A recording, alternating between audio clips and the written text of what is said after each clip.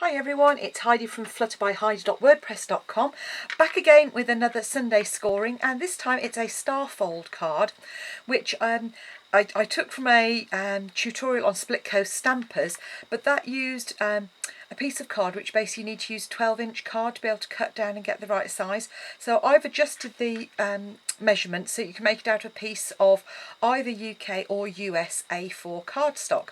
So to start off with, this is what you end up with, and when you open it up, you'll see it's just a lovely card, and you've got a space in the middle there for a sentiment, and this just folds a bit like a box top and you just tuck the flap in.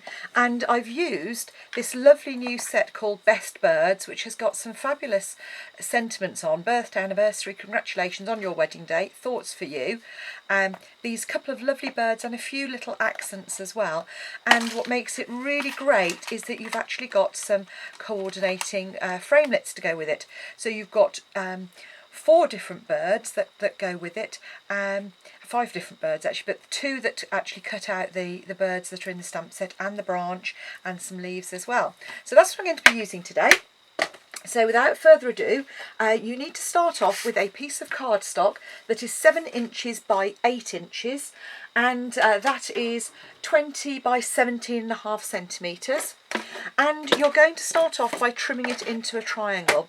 So what you're going to do is mark the middle of the 8-inch side, just at the top, make a little mark, and then on your trimmer, line that mark with the bottom corner, and trim away, and then repeat that on the other side. Hopefully if I move that up you can see that very slightly. If I zoom out, zoom out, you can see I'm just lining that up with the groove and the bottom part as well, and then when you come down you can just trim away. Okay,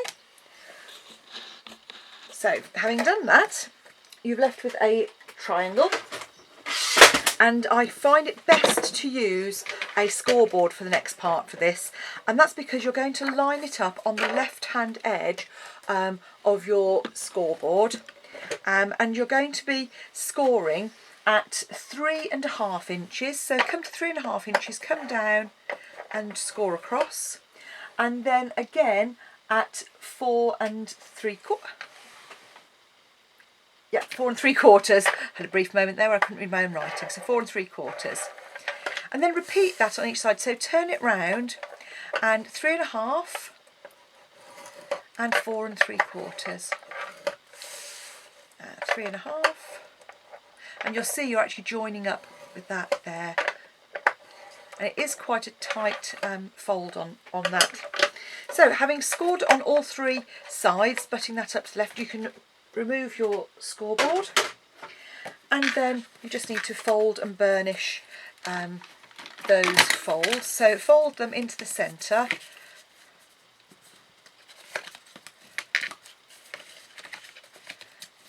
and then fold back on itself.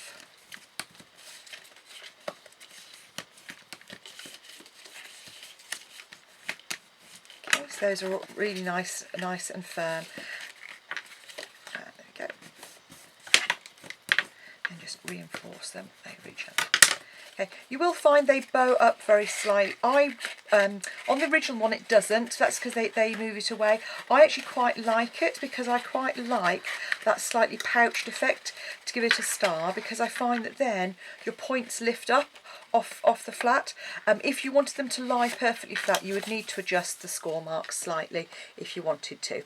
So now that you've scored it, you need to cut your DSP for the corners, and for that you need a strip of paper which is 5 inches by 2.25 inches, and that is 12.2 centimetres by 5.6 centimetres, and you're going to mark across the top edge, and I just use my ruler at 1.25 inches, at 3 3/4 inches, and that is at 3.1 and 9.5 centimetres.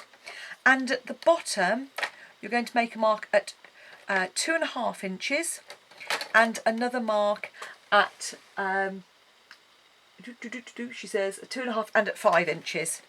Okay, so having made those marks, what you're going to do is again line those up and trim away to make your triangles. So that point comes down,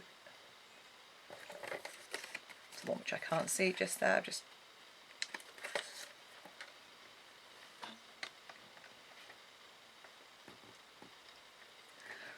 okay.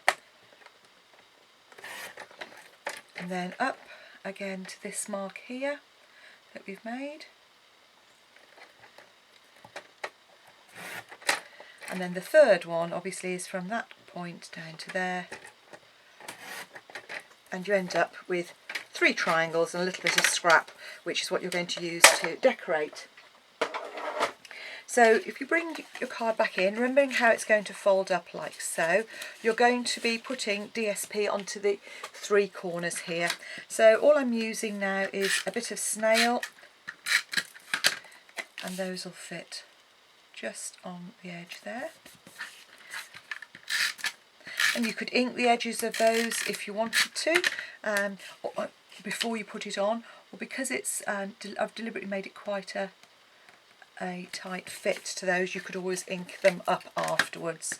And if you get ones that aren't quite perfect, and one of those isn't quite as perfect as I might like, then you can always come in afterwards with your scissors and just trim away from the reverse. So just here you can just snip that away slightly just to get a really flush finish.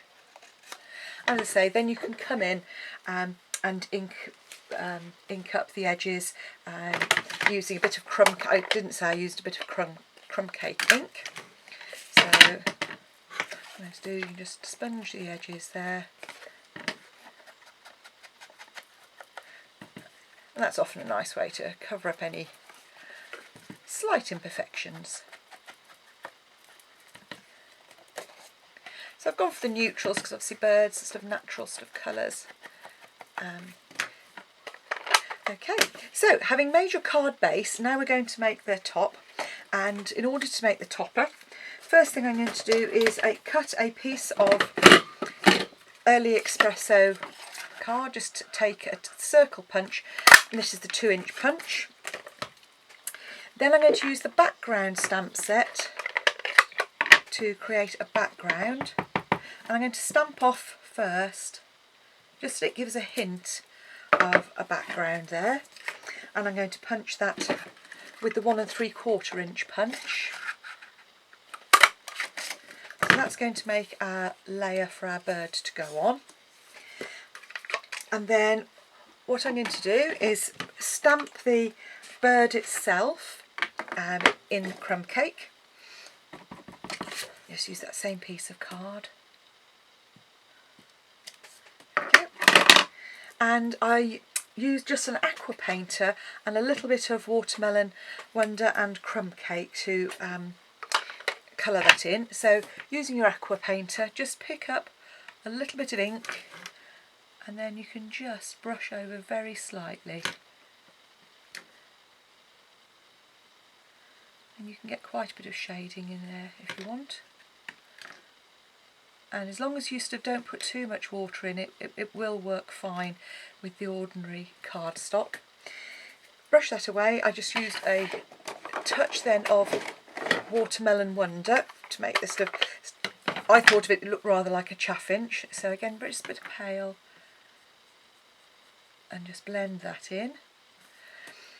And then for the beak, I use one of our markers, and this is actually the Peekaboo Peach, and I just thought it was like a little orange beak at the front there. And then all you're going to do is pop that through your Big Shot, and you'll end up with a little bird that looks like so. Just use the die, and then I've done exactly the same by stamping and cutting out the branch with the matching thinlet that we've got there as well. Okay, so what we're going to do now then is layer up our topper. Bit of fuse there just to adhere those. Then I'm going to use a little bit of Stampin' Dimensional, or some of the shaker strip. You can use either, depending on what you've got to hand. But it's just a short strip of that across the middle section, this section here, because we're going to pop the branch down at the bottom there. So all I'm going to do is just pop that on. There's our branch. And then with the bird, in order to give the bird a little bit of life, what you can do is just very gently pop it onto a mat. And I've just got a piece that's out of the block holder, but you could obviously use your Stampin' Pierce mat. And just use the end of your tool just to shape it slightly. And that gives a little bit more dimension, so that when you put your sticky strip on the back, your bird can sit on the branch and it's actually a little bit more dimension. So all we need to do now then is fold up stamp the middle of our card, and this is using one of the sentiments from the stamp set. And again, I've toned it in. You could use a colour, but I've just used the crumb cake here, so you don't have to use lots and lots of ink.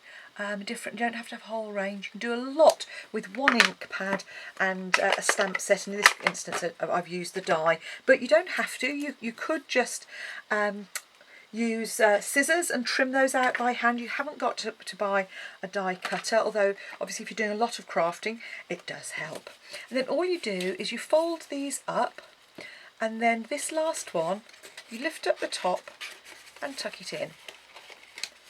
And then for the topper, I always fold it up first, then I put the pads onto the card fairly close in. And then you can literally just pop your topper on there, and then you know it's in the right position. And there we go, a unusually shaped card. Hope you like it, and it's a little bit smaller than some of the others, so it'll fit in a nice 6-inch square envelope quite easily, ready for you to give to the recipient. Thanks for watching. Don't forget, you can get your supplies from me at heidismith.stampinup.net, or use the link below the video in YouTube and put that in your search bar instead. Thanks for joining me. See you again soon. Bye bye.